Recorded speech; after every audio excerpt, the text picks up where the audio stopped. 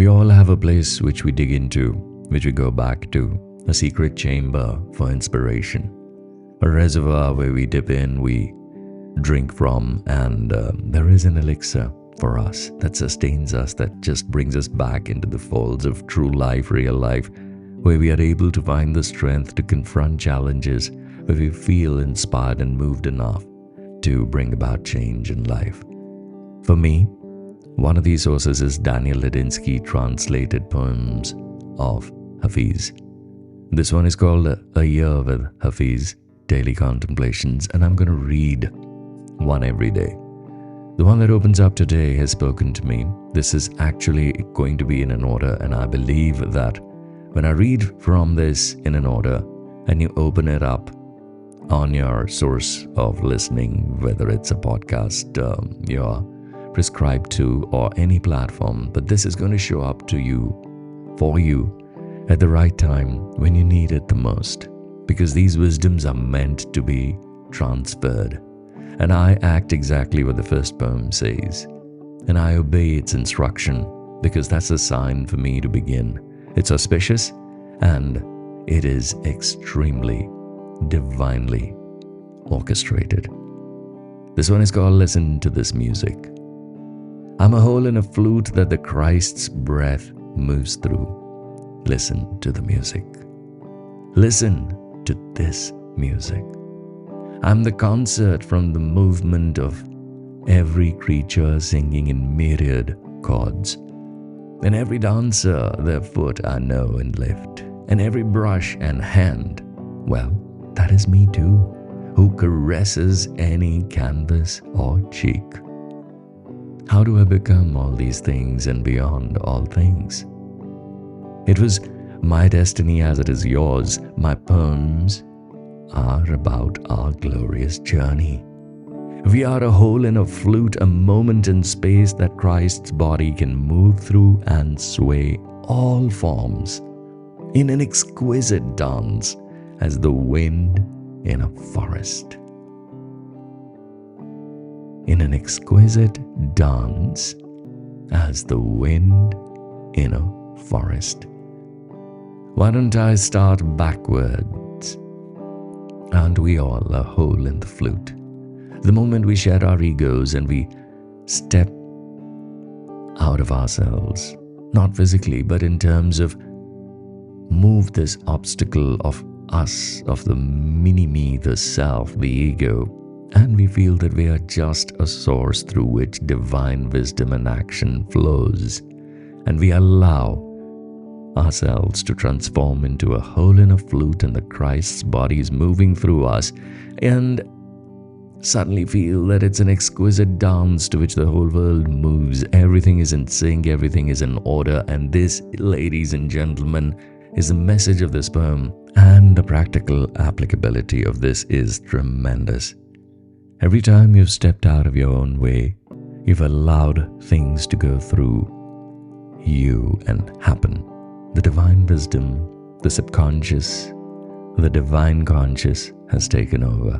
You've turned into what Hafiz says, Christ body, that is making everything move into an exquisite dance because the whole universe moves into harmony. Most of this happens when we're in love, if you recall. And you learn to let go. And this is exactly what Hafiz says. It's not only my destiny, but it's our destiny. And he says my poems are about our glorious journey. And I'm going to read so many of these in coming times. And he says that in this moment when we turn into a hole in the flute, there is what is. Now the science of quantum mechanics calls quantum entanglement. Everything depends on every other thing. Our bodies are an intricate web of interconnections, and so is the entire universe. Everything that stirs up in you and me as a thought form makes particles turn and twist in the entire universe. Everything is cause and consequence tied together. And that's why Hafiz says, I'm the concert from the movement of every creature singing in myriad chords. And every dancer their foot I know and lift, and every brush and hand, well, that is me too, who caresses any canvas or cheek. So all the paintings being drawn, all the music being made, all the falsehood and reality, truth, love, abundance, lack, everything that is transpiring in this world, from the war and a peaceful gesture, it's all us. Our collective consciousness merging into one, connecting in togetherness that is doing everything. And the moment we learn to tune and listen to this music of creation and co-creation, we become a divine, one unified being that is in sync with Christ consciousness, the divine consciousness. Actually, the name doesn't matter. It's what is used here, but it's all about connecting together into one unified whole.